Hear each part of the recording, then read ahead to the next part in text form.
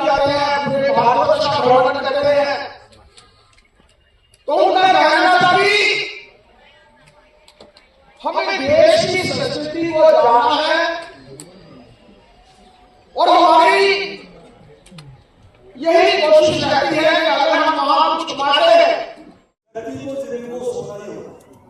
लेकिन मैं उन ताकतों को इस स्टेज चैलेंज करता वो बात आया। आज हिंदुस्तान और हिंदुस्तानी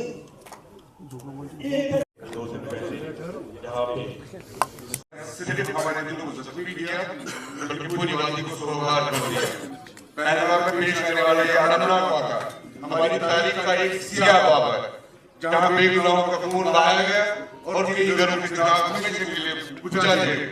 हम इन मासूम शोहदा को खराज अकीदत पेश करते हैं जिन्होंने इस बरबरीत का निशाना बनकर अपनी जानें कुर्बान की। इनकी याद हमेशा हमारे दिलों में जिंदा रहेगी। हम इन गमज़दा खानदानों के दुख में बराबर के शरीक हैं और दुआ है कि अल्लाह ताला इनकी सब्र जमील अता फरमाए और शुहदा को जन्नतुल फिरदौस में अहला मकाम नसीब फरमाए। आज का दिन हमें सिर्फ मनाने के लिए नहीं बल्कि अहद की तजदीद का मौका है कि हम जुल्म दहशतगर्दी के खिलाफ आवाज बुलंद करते रहेंगे और अपने माशरे को अमन और इंसाफ भाईचारे की रोशनी में रोशन करेंगे। अल्लाह हम सबको हामी और नासिर करे। अस्सलाम।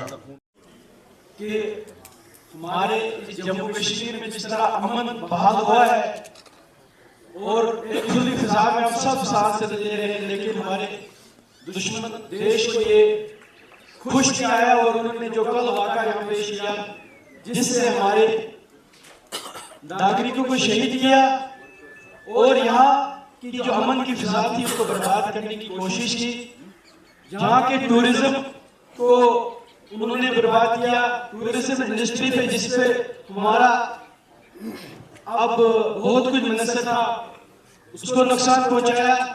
हम इसकी कड़े अल्फाज में निंदा करते हैं। मैं गुजारिश करता हूं इस मंच से अपने प्रधानमंत्री से कि आप वक्त आ गया है कि पाकिस्तान को हम सबक सिखाएं, लेकिन हमने एक बात करनी जो हम लोग यहाँ के कश्मीर के कि जिस तरह सिक्योरिटी फोर्सेस एजेंसियां इनको चुन चुन के सबक सिखा रही है, हमने भी उनका साथ देना है और इस वबा को यहाँ से हमने खत्म करना है। एक बार फिर इस मंच पे अपने शहीदों को सजाती पेश करता हूँ। जय भारत जय हिंद। ये टेरर मैसेकर है, ये ऐसा प्लान है, एक ऐसे नेफेरियस डिजाइन के तहत किया गया है कश्मीर के डेमोक्रेटिक, पीसफुल और डेवलपमेंटल निज़ाम को डिस्टर्ब करने के लिए। लेकिन कल कश्मीर के हर सेक्टर, हर तबके, हर इंडिविजुअल ने इसके खिलाफ कंसोलिडेट होकर स्टैंड लिया है और ये बताया है कि we will not tolerate this, we will not take it and we stand firm against the terror and the perpetrators of terror. मैं ये मानता हूँ कल हर सेक्टर ने, मगर आज इस बात का दुख है इसी जन्नत कश्मीर से इन बॉयों की लाश कड़ी से कड़ी आप ये कार्रवाई करें। बाकी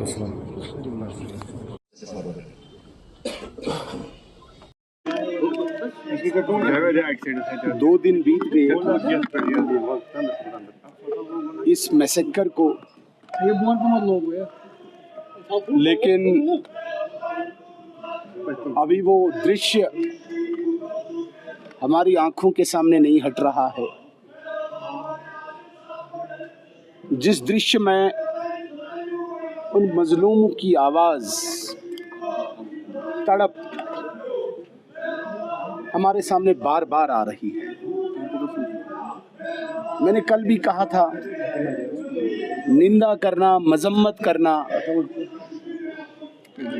कंडम करना ये बहुत छोटी बात है इन चीजों में, क्योंकि ये वाला अटैक जो हुआ है ये पिछले 36 साल की इस टेररिज्म में, इस आतंकवाद का बड़ा ही घिनौना कृत्य है जिसका कोई लेवल भी नहीं है। आज भारतीय जनता पार्टी कश्मीर की तरफ से हमने एक शोक सभा, श्रद्धांजलि इन वीरों को दी, लेकिन ये काफी नहीं है। पूरे देश की जनता नरेंद्र मोदी जी पे अपार विश्वास रखती है, जिन्होंने 1 घंटे के अंदर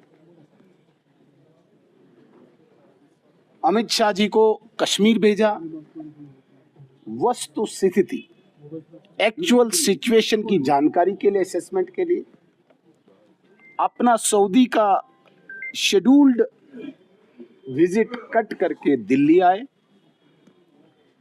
और कल कैबिनेट कमेटी ऑन सिक्योरिटी की मीटिंग करके आतंकवाद को ये जवाब दिया, पाकिस्तान को एक जवाब दिया, इंडस वाटर ट्रीटी को हिट करके, स्ट्राइक करके, वीजाज कैंसिल करके,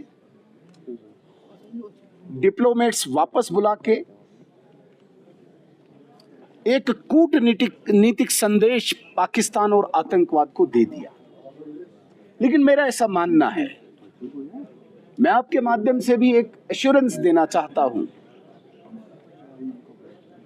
कि हमें नरेंद्र मोदी जी और अमित शाह जी पे पूर्ण विश्वास रखना चाहिए, भारत सरकार पे पूर्ण विश्वास रखना चाहिए, किसी भी कीमत पर, किसी भी कीमत पे। हालांकि ये शब्द एक कॉमन वर्ड लग रहा होगा सबको, लेकिन मैं बड़ी गंभीरता से इस शब्द को दोहरा रहा हूं कि किसी भी कीमत पर आतंकवाद को यहां फ्लोरिश नहीं होने दिया जाएगा। हमें सिर्फ दर्द उन लोगों से होता है जो 2 दिन में इन घटनाओं को भूलकर,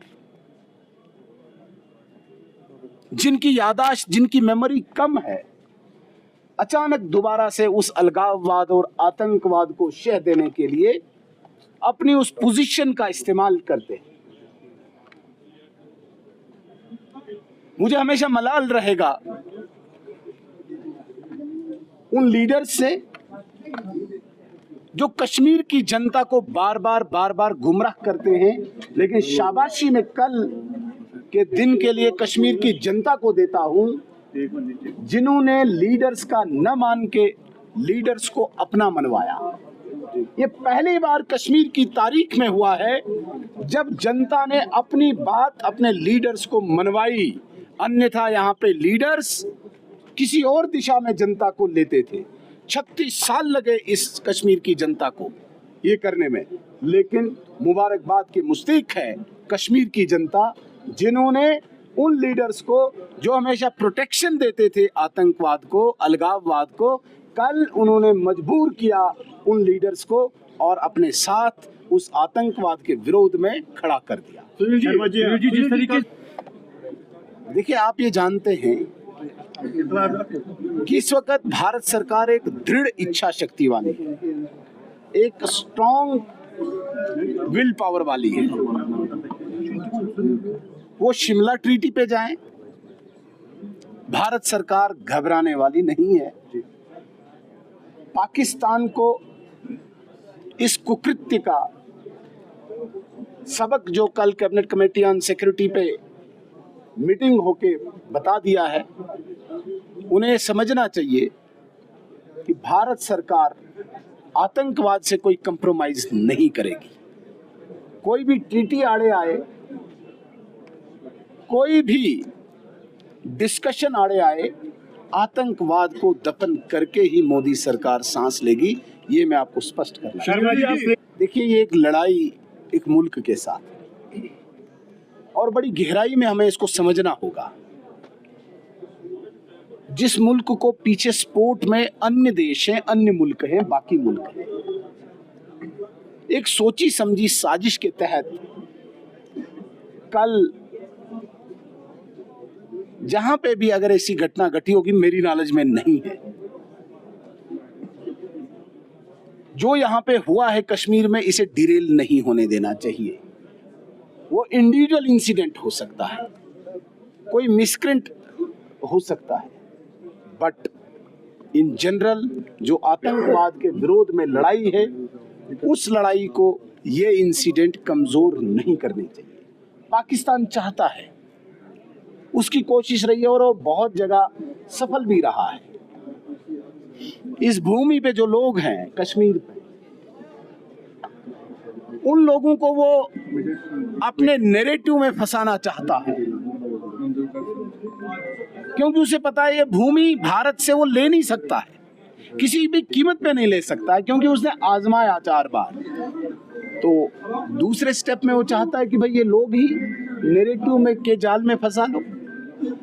तो एक नैरेटिव का एक भाग वो भी हो सकता है कि जो कल कश्मीर के लोगों ने जवाब दिया आतंकवाद को, पाकिस्तान को, उसके नैरेटिव को कल लात मारी है। पहली बार 36 साल में कहीं न कहीं ऐसी घटनाएं जहां भी घटी, इस वाले नैरेटिव में न फंस के, पाकिस्तान के नैरेटिव में न फंस के, जो जवाब देने के लिए जम्मू कश्मीर की जनता खड़ी हुई है आतंकवाद को, पाकिस्तान को, उसे मजबूती के साथ आगे बढ़ाए। जम्मू कश्मीर में आजाद की मीटिंग आज सीएम साहब ने बुलाई, हमें भी इनवाइट किया है, मुझे भी लेटर आया है, मैसेज आया है।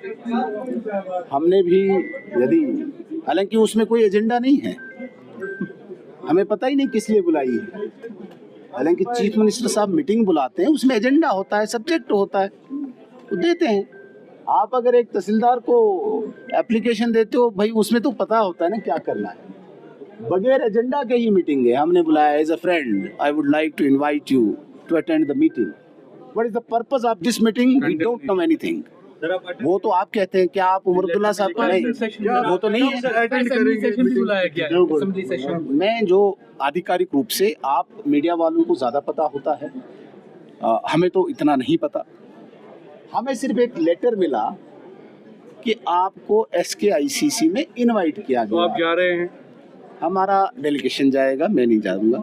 हमारा एक डेलीगेशन 5 लोगों का जाएगा। जो असेंबली सेशन से हम आपसे ही सुन रहे हैं।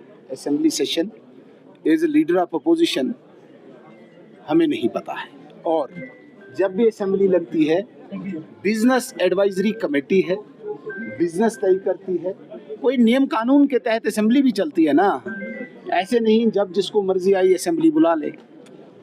तो बुलाई है अगर, तो वो हमें पता हो, किस लिए बुलाई है वो भी पता हो, तो फिर देखा जाएगा। इस वक्त तो आज की मीटिंग का मौजू नहीं हमें पता है कि आज की मीटिंग किस लिए बुलाई है उमर साहब ने। चलो, जिसके लिए भी बुलाई है, अब इनवाइट किया है बाअदब। हमने भी 5 लोगों का डेलीगेशन तैयार किया है, 3 बजे वो भी अटेंड करेंगे उस मीटिंग।